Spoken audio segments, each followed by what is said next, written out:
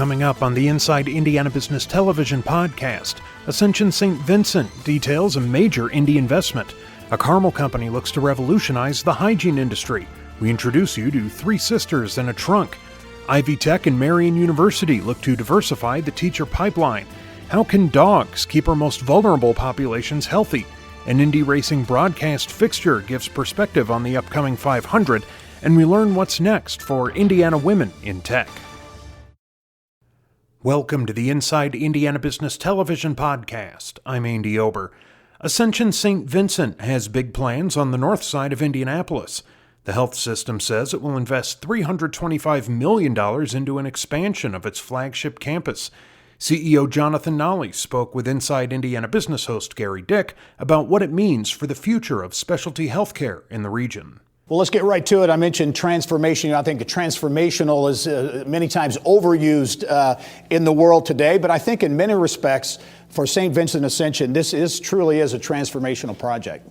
It is. As you know, 86th Street campus has grown up since the mid-'70s in terms of a hospital served the new near north side all the way to what is now a tertiary, quaternary trauma teaching transplant facility that serves every county in the state, the contiguous counties to Indiana and other states within the union. And based on that, we worked with our physician partners in neonatology, maternal fetal medicine, neurology, and really our Goodman Campbell brain and spine partners to develop how is it we need to make sure we're treating the sickest of patients from Indiana and beyond with this project. Let's talk about some of the specifics. Relocation of Ascension St. V's Women's Hospital, 109 new private rooms, new brain and spine hospital, infrastructure, parking garage. Talk about the elements of the project and what they mean, why you settled on these things to pursue. Absolutely. Let me begin with the transformation of the campus. And over the last 7 years, we've worked to revamp and revise the campus. We've worked to take down unnecessary buildings, create green space, sell other buildings that were unused into public-private partnership for the senior population, convert the Martin House to the William K. Nasser, MD Education Healthcare Simulation Center, and now, in addition to an oncology project that's wrapping up and a surgical services project wrapping up, we felt it was need to continue our commitment to the state of Indiana with the perinatal levels of care announcement that occurred with the governor signing that bill at Peyton Manning Children's Hospital to advance and relocate our women's and NICU hospital next to Peyton Manning Children's Hospital and connected to 86th Street Hospital as well. We are advancing not only the level of service, but truly elevating what type of service those sick moms and those babies get on an annual basis. We see almost 1,000 transfers a year into that facility, and it's how we wrap those services together will provide even greater outcomes to the incredible outcomes seen at what is the state's largest neonatal intensive care unit. In addition to it, we felt it was necessary to convert parking structures to the facility to make sure that we added different surface lots. Some patients like valet, some patients like parking structures, some like surface parking. And then we're also going to raise the existing parking deck, add a new one in its place, and build on to accommodate the growth that we've seen in this critical care population in the last several years. Yeah, Jonathan, I know this has been about 2 years or so in the making. You touched on this earlier, but talk about in the planning process how you look to this project to address really the future of healthcare when it comes to delivery, patient delivery and services, and also the cost of healthcare, which obviously continues to be a big issue. Absolutely, Gary. We're so mindful of where the cost of healthcare is going, and we work constantly to make sure that the value we provide to our patients and the community as whole allows us to establish a direct connect to those outcomes, because patients are becoming more centered on what does that overall value proposition, including healthcare outcomes, be. We worked diligently with our physician partners to understand where advances in their specialties are, especially with Goodman Campbell Brain and Spine related to the future of neuroscience and brain and spine care. And for us, the project, which has been over 2 years in the making, allows us to drive forward that evolution of delivery of more critical care-based services inpatient while transforming more of care to the ambulatory and outpatient setting with our physician partners to show patients what can be done in the home, what can be done in an outpatient setting that traditionally was done in the hospital that doesn't need to be done in there anymore. Jonathan, I only have 10 seconds, but I know construction is going to begin soon. When would you anticipate, at what point everything on the drawing board is complete? We're going to begin construction of the parking areas within the next 2 months. After that, we'll start on women's and NICU, and then our brain and spine hospital will commence at the end of the summer. All right, Jonathan Nally, CEO at Ascension St. Vincent here in Indianapolis. Major project on the way for the north side of Indianapolis, and really also one impacting the entire state of Indiana. Jonathan, thanks for joining us. Thanks, Gary. When the pandemic hit, people were desperate to find hand sanitizer. Carmel-based 30E responded with an innovative smart device called Iggy, which disinfects the skin in 7 seconds. Founder and CEO Tom Faust joined us with details on how the product can revolutionize the hygiene industry. I think this is a fascinating technology and a great example of a company pivoting in the pandemic to address a need. So 30E Scientific, you launched in 2018, late 2018. Talk about the concept and the whole idea, the model of the company at that time. Yeah, the technology that we have is being able to miniaturize a generator to create ozone on demand wherever you want to take it. And we create the ozone right out of the water stream, regular tap water. And we were headed down the FDA path, and still are, with being able to sanitize hands. You put your hands, here's the learning curve. Can you hold your hands like this and put them in the device? And the device washes in 7 seconds, sanitizes the hands. We kill C. diff, MRSA, influenza, coronavirus, all of the pathogens we've tested, 100% of all we've tested. We kill a 3-log kill or greater in 7 seconds. Wow. That technology, well, we were on the path to the FDA, the pandemic hit, and lo and behold, we started getting inbound calls for devices. And so we've created a wellness device for public health that the user can put their hands in, the same technology, and cleanse those hands. Well, let's talk about the traction you're getting, because it's pretty phenomenal. You're with health systems. I know you got some partnerships you've signed with Mayo, as well as school systems as well. Talk about the acceptance and what people are saying about the product. Yeah, it's been fun. Actually, we named the product Iggy after Ignaz Semmelweis, the Hungarian doctor who was known for figuring out that, like, if you wash your hands when you go from one room to another, you'll save lives. But we've here in Indiana, Hancock County Regional Hospital, we've partnered with them, Steve Law and Craig Felty, great foresight. And in Cobb County, Georgia, Bryant Elementary School and all the elementary schools, we're putting in devices in those schools. We've also got the city of Carmel has bought a bunch of units and putting them in different places around the city. Well, you've got, and you're expanding, you're branching out with this technology in terms of the impact, because I know, as we were talking off camera, you said some of the doctors, I think it was at Mayo, and surgeons wanting to get a device that can help them sanitize, right? Yeah, that's very true. At Mayo, they approached us about coming into the surgical arena, and they want to irrigate the wounds as they're doing surgeries on hip and knee replacement. Well, the more we were talking, and then they found out about our hand sanitizing device, they're like, wait a minute, can you build us a device that can go up past our elbows and sanitize us for surgery? And oh, yes, we can. So we're talking with them, and we signed a contract for the irrigation device, and we're looking at working with them on some internal review board opportunities for sanitizing for surgeons, so that they don't have all that problem with having all that scrubbing goes away. Hey, Tom, only have 20 seconds, but give us your kind of bottom line thought right now in terms of the potential, the growth potential for the company. Yeah, we've got $6 million of POs in hand right now, and we are estimating between 50 and 70 million by the year end. Wow, fascinating story. Innovation right here in Indiana. Tom Faust, you're a longtime innovator and entrepreneur here. Congrats on 30E, and we look forward to following your story. Thank you so much. If you're looking to deck yourself out in black and white Indy 500 gear this month, we have some help for you.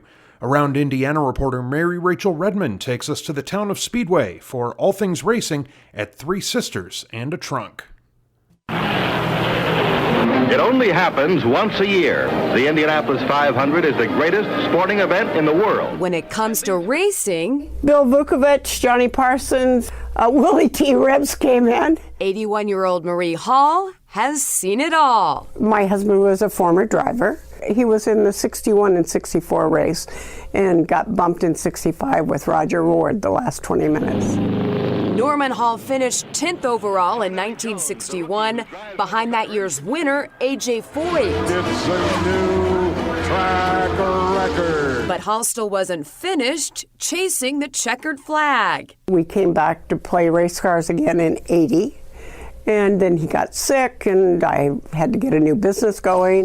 In the blink of an eye, Marie went from supporting her husband in the business of driving to her very own business selling specialty dresses. I was at 16th and Lyndhurst for 14 years, and then I thought I was old and had to stay home and retire.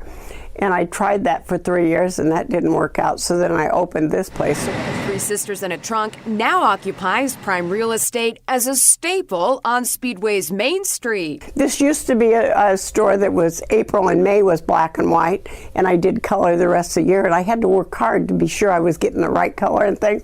And I thought, if you go black and white year round, you don't have to work so hard. So there we are. We are black and white in April. We're black and white in November. And given her roots in racing, Marie dresses quite the clientele. The Speedway and the people have kept me in their little circle. I get to see old friends because they come in town, they stop and visit.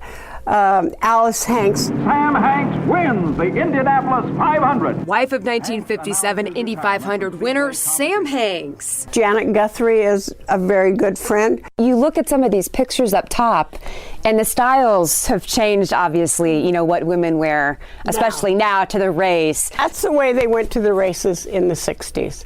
They had to sit there with their gloves on and watch the race and be proper.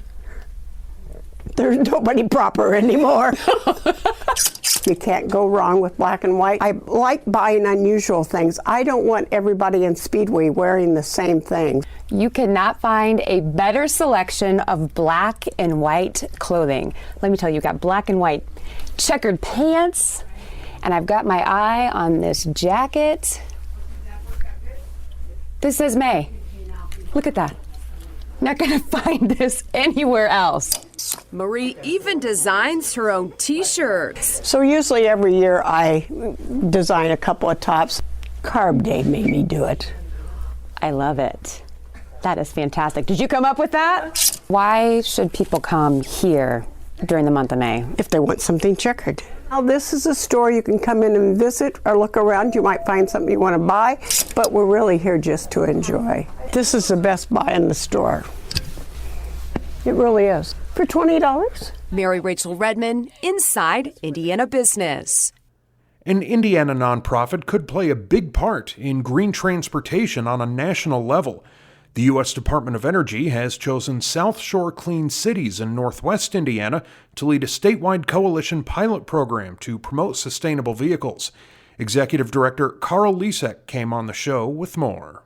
I want to talk about this statewide expansion because it is significant. But first of all, South Shore Clean Cities, Inc., been around since 1999 in northwest and northern Indiana. Talk about the organization and really what you've been doing up there for the better part of 2 decades. Well, it's been an honor to serve as an executive leadership here for South Shore Clean City since the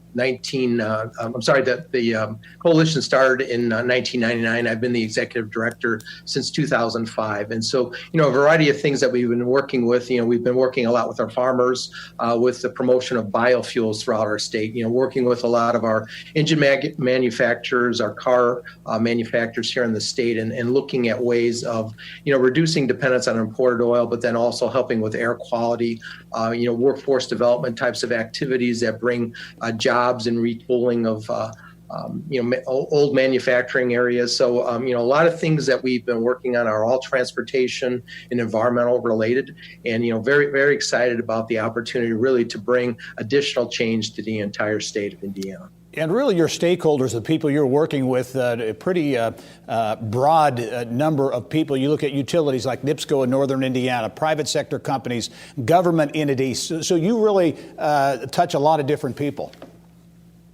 We do, Gary, and I think that's one of the things that people say is that, we're against fossil fuels, and that's by far not the truth. We work with all of our major refineries here in the state of Indiana. So the goal really is to educate, to talk about all the things that really help our economy here in the state of Indiana. So we are working with all of major manufacturers, utilities, governmental entities here throughout the state. So the goal really is for us not to work in silos. So the idea really is for us to create opportunities for change, and then looking at things that really make good return on investment for logistics and transportation needs. But as we see manufacturing things, we're seeing decarbonization as a term that we hear about, energy resiliency. These are all things that are important to our major employers here in the state of Indiana, and we want to take that lead and help educate that and really bring to fruition opportunities for us to move into some of the new 21st century technologies and opportunities. So really, it's a big move for you, going from serving about 17 counties or so in northern Indiana, now going statewide. How will you roll this out? What will the structure of the Clean Cities Coalition be now on a statewide basis? Well, again, I think, we've had terrific partners, again, working with the Indiana Department of Environmental Management, the Indiana Office of Energy Development, Department of Transportation. So our goal really is to continue to work with Purdue University, and we've had offices located within the Purdue Technology Center. So our goal, we're signing leases currently, will be located in Indianapolis and Evansville very shortly. And so the goal is to continue to expand our statewide coverage, working with our partnerships through Purdue universities. All right. Carl Lissick is the Executive Director of South Shore Clean Cities, an organization now going statewide. Carl, thanks for joining us. We look forward to following your progress. Gary, thank you very much. Remember, you can catch Inside Indiana Business Television on stations throughout the state every weekend. Head to InsideIndianaBusiness.com to check listings. The Fred S. Klipsch Educators College at Marian University is partnering with Ivy Tech Community College on a dual admissions program. The effort is aimed at recruiting and preparing more teachers with diverse backgrounds to lead Indiana classrooms. Ivy Tech President Sue Elsperman and Marian President Dan Elsener joined us in our Eye on Education segment. I should say this is really an Indiana-focused partnership between private institution, public institution, a lot of moving parts to this. Dan, the Fred Klipsch Educators College at Marian University, you and others there reached out to Ivy Tech. What's this partnership in your view? How did it come about? Well, it's kind of a franchise vision, if you will, a multinodal approach to recruiting students to really we're gaining national attention. Of course, we've been fortunate. A lot of people are investing in the Klipsch Educators College. So with a partnership, Ivy Tech has 19 campuses. We targeted 6 where together we'll recruit a diverse set of students, start them on a pathway to get an associate's degree, bachelor's degree, and a master's degree in 4 or 5 years. And the final year of their education will be a paid internship with a district that wants outstanding teachers and will invest in them. So we're terribly excited. Sue's someone we've admired and the work of Ivy Tech and state of Indiana. The Klipsch College is really rolling, and we needed these extra access points with a partner we could trust and works with diverse students. So we're very excited about what this will mean for the students, for the profession, and for Indiana. Yeah, and Sue, I know Ivy Tech has such a statewide footprint. As Dan mentioned, 19 locations, 6. You're going to start with 6 locations for this program. I think it's amazing that the students who go through, who complete the program, actually get 3 degrees, and that affordability issue, there could be some financial aid and things involved, but 3 degrees for $45,000 or so, that's a pretty amazing number. It's phenomenal, and we can take it a step further. If those students, while they're in high school, can complete the technical certificate in education, they'll get 1 year done while they're in high school. Remember, Ivy Tech's in 400 high schools across the state of Indiana. They'll be dual enrolled with Marian, but they can get that technical certificate for free 1 year, so that when they leave us, they'll have 1 year more at Ivy Tech, $4,000 a year, and then 3 more years to finish that master's degree and be that highly qualified, highly effective teacher for Hoosier students. In addition, Gary, we know we serve a large number, in fact, over half of those college students that are African American are being served by Ivy Tech. More than 40% of all Indiana's diverse college students are coming to Ivy Tech. So we think we can really be a good partner to Marian University, and it's just the right thing to do. It's a great career for our students. They're meeting an incredibly important need in our classrooms, and we'll be bringing the students in Indiana teachers who look like themselves and are prepared to help them succeed. So we're very excited about this partnership. Yeah, and Sue touched on the diversity issue. Both of your institutions, graduates go to work in Indiana. Dan, I know that's obviously a very important part of this, getting at the teacher shortage, but also the diversity issue. Oh, yes, and there's clear research about this kind of thing, that teachers who look like their students actually, now we're assuming they're going to be well prepared in a rigorous program, obviously, but diversity actually affects achievement.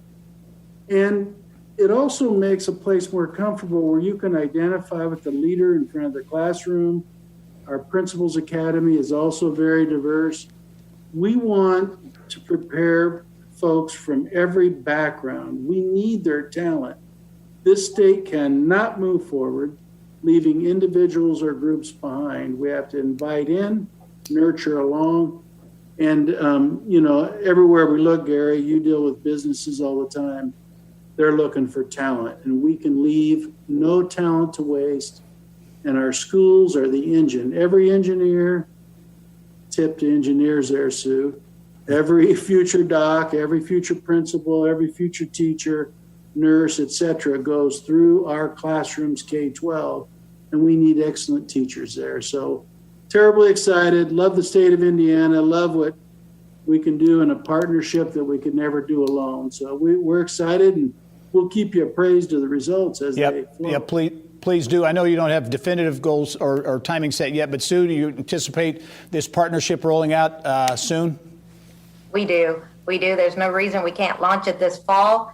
And I know that President Elsner has big ideas on how big we want it to grow. This is good for Indiana. We need these highly qualified teachers, and we're excited to do this work together. Well, a unique partnership between Ivy Tech Community College and Marian University, attacking both the teacher shortage issue and also the diversity issue in the classroom. Sue Elsperman from Ivy Tech, Dan Elsner at Marian University. Thank you both very much. We'll look forward to following progress. For 2 decades, Indianapolis-based Pause and Think has been on a mission to improve the lives of the most vulnerable by connecting them with dogs. Executive Director Kesley Burton says there are significant health benefits to the human-canine relationship. Burton spoke with Kylie Valletta in the Business of Health. Okay, I can't introduce them, but I know you have another guest with you. I do. This is Hermie. He's one of our virtual therapy dogs, so he does a lot of virtual visits for us. Okay, very good. Well, let's start with a quick introduction to Pause and Think. Just tell us a little bit about your mission and how it actually takes you far beyond hospitals. Yeah, so our mission is to improve lives through the power of the human-dog connection. And we do that through 2 methods. One is our animal-assisted intervention or pet therapy program. And that's where we take trained therapy dogs to over 60 different locations throughout central Indiana, including schools, libraries, elder care facilities, hospitals, and we do a lot of support groups as well. And then we also have a youth canine program where we pair up at-risk youth with shelter dogs, and the kids train the shelter dogs in basic obedience skills. All right. Well, the great news that we're talking about today is that a lot of people think of you with the hospital visits, and you're able to start doing those in person again. So tell us what you're able to do now and the response that you're getting. Well, we're really excited that, yes, our dogs are able to go back into some of the hospitals locally. We are able to go back into Ascension St. Vincent, and we're able to visit with the associates. So that's, not patients yet. We're getting there hopefully soon, but we are able to meet and greet our associates or the staff at the hospitals. And, one of the days we walked in, the staff cheered. There were tears. People were just so happy to have that mental health break that they've longed for.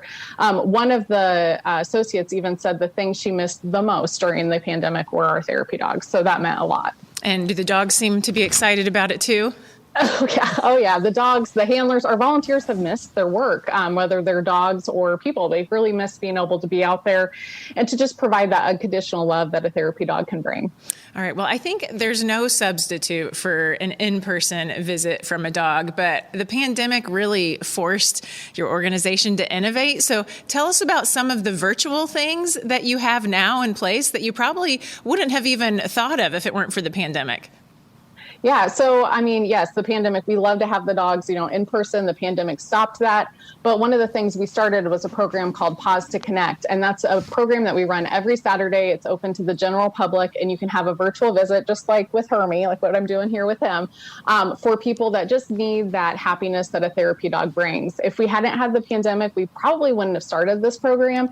And what we're finding is we're able to meet and, greet with people that really need this in different settings. Like if they're in at-home hospice care, or if they're, in another country. I mean, we've even had visits with people in Canada before. So, it's just really great. And it's another way for us to be able to, bring the power of the human-dog connection to people that need it most. Well, and the other big news is it's your 20th anniversary and you have a fundraising campaign to go along with it. And you say that's really important right now because your funds have really dried up over the last year. Tell us about that.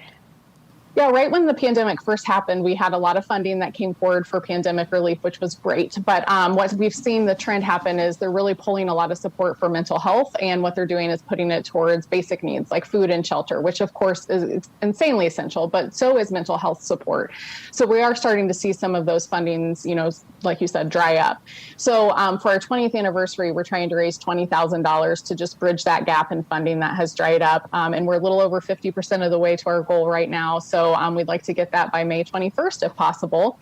And you can donate by going to pauseandthink.org/donate20, or you can text PAUSE to 74121. Okay, we only have a few seconds left, but I think it's interesting. One thing you mentioned off camera is because of social distancing and masks, you actually had to retrain the dogs a little bit. So tell us just quickly about that.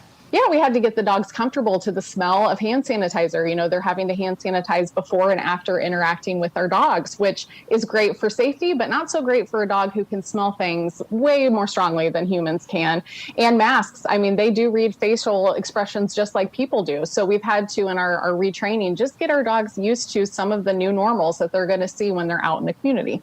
All right. Well, thank you so much for joining us, Kelsey. Thanks to Hermie. I feel calmer and better already. Thanks for being on the show. Thank you so much. Paul Page was a broadcast fixture at the Indianapolis Motor Speedway for more than 25 years. Now he's sharing some of those experiences in a new book, It's Race Day in Indianapolis. He joined Bill Benner with his perspective on the greatest spectacle in racing, then and now, on Inside Indiana Sports. You've had so many incredible experiences, but when did you first come to the Motor Speedway and fall in love with that place? Well, I came the first time in 1960, but I was forced to come. I was a military brat. We were stationed in Germany in the early 50s, and I was taken to the Nürburgring to see a Formula One race. And I'm a race fan. But then when I came, I was living actually north of Chicago at Fort Sheridan, Illinois, and my parents said, your uncle wants to take you to the Indy 500. I said, come on, they only turn left. So, but I went, and I was hooked before the first car rolled out. Just the tradition, the crowd, and the ceremonies got me. That's where the passion started. And you started out as you got your press pass. You started out as a pit reporter. After Sid Collins passed, you took over as the radio voice of the 500, and then on to ABC's coverage. What a career you've had at 16th and Georgetown, Paul. I've been incredibly lucky with all of that too. It's I've been lucky that people, the racing community, accepted me, and that's my community. That's where I live. I can say very little more than my life has been lucky that way. Among all the things you've witnessed, and I can only imagine, what are a couple of the moments of the Speedway that stand out for you? Well, of course, the John Cock Mears finish. We did that on radio, and that was significant because we predicted that finish. I had my stopwatch out, and I was clocking the interval, and I realized what the interval was diminishing. And then I did my arithmetic, and I realized those guys are going to be side by side on the white flag. So I hit the button to all the announcers, and I said, I told them that. And I said, we're going to follow just these guys. That's the whole thing. And we did. And when they hit the white flag, they were side by side. And I could hear where they were as I handed it off to the other part of the other guys. I could hear where they were because I could hear it from the crowd. I could hear the crowd in turn 2 and over in turn 4. So that was a pretty significant day for me. And I opened the race for the 100th race and handed it over to Mark James, but that was pretty significant for me because one, it was the 100th. I was there. That was a nice transition to end a career. And the fuel strategy that was done, my son Brian is an aerospace engineer at Andretti. He's a performance engineer, and he was calculating fuel that day. So I kind of knew what was up, and I kept telling the announcers, I kept telling Davey and Mark James, watch Rossi. He's 9th. No. And then, of course, changed very rapidly there. And so that was memorable for several reasons. Paul, we got less than a minute left, and again, so much to cover. You covered so many other things besides motorsports. Nathan's hot dog eating contest, the summer and winter X Games. You did Olympics. I mean, what a career you've had. And but now it's coming home. You're going to go to the Motor Speedway Hall of Fame, and that has to be a tremendous and I would say overdue honor for you. Congratulations on that. I appreciate that. That's one of those things, though, that you never think will happen. That's for the big guys. It's for the Bobby Unzers and the AJ. But I'm so proud to be a part of that. I can't believe it. Well, the book is called Hello, I'm Paul Page. It's race day in Indianapolis. And as a matter of fact, Roger Penske has a quote that says almost precisely that. I know when I hear Paul Page's voice, it's race day. Paul, congratulations on a great career. I know you'll be out at the Speedway on race day, and we look forward to reading the book, and I hope people follow up and really a fabulous career that you've had. Thanks for being on the program. Oh, you got it. Thank you very much, Bill. All right. Paul Page, longtime voice both on radio and television for the Indy 500. And finally this week, since its launch in 2016, Indiana Women in Tech has generated more than $1 million in programming to help boost the number of women in tech careers. Community Engagement Coordinator Ariel Crawley came on the show to talk about what's next for the organization. Well, let's talk about this organization. Hard to believe it's been 5 years already, but 5 years celebrating that 5-year anniversary for Indy Women in Tech. Talk about the organization, really the model, what it's all about. So Indy Women in Tech, we are here to help introduce young girls into STEM through some of our events such as Ignite Your Superpower and Pathway to Tech. And then we're also dedicated to helping more women enter into the tech workforce through our partnerships with 1150 Academy and Ivy Tech Community College. So all about creating that pipeline where we're introducing women, showing them how STEM can be fun and interesting and exciting in a career, and then opening those doors. So if women are interested in transitioning to tech, showing them that a pathway is available and that funding is available to help them with that transition as well. Yeah, so many events and initiatives you've undertaken over these 5 years. You mentioned the Ignite Your Superpower event, and there were a number of those. Talk about that if you could just for a minute, because I thought that was a very interesting idea and certainly very popular. You really reached a lot of girls and young women with that initiative. Yeah, so our Ignite Your Superpower event is for middle school girls, and it is designed to help them get interested in STEM as well as learn the college environment and college culture.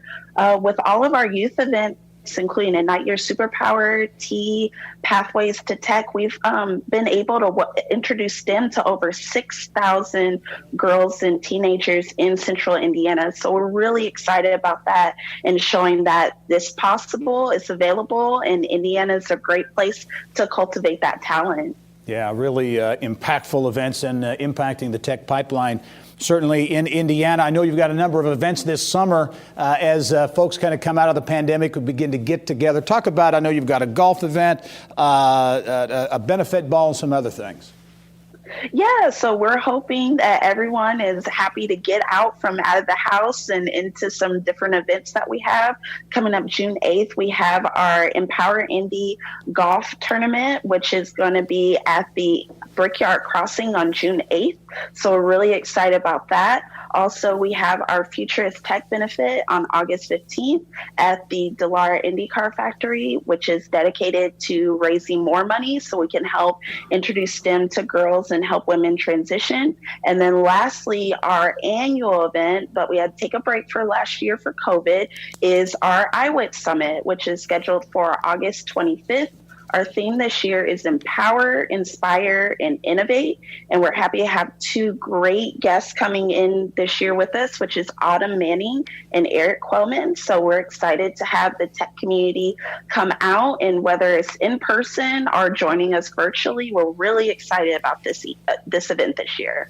Ariel Crawley with the Indy Women in Tech organization celebrating 5 years. Ariel, great recap of the organization. Good luck with the events going forward. Thank you. Have a great day. All right. That wraps up this week's Inside Indiana Business Television podcast.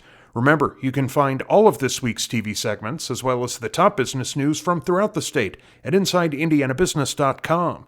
While you're there, you can also subscribe to our platform of free e-newsletters. This is Andy Ober for Inside Indiana Business.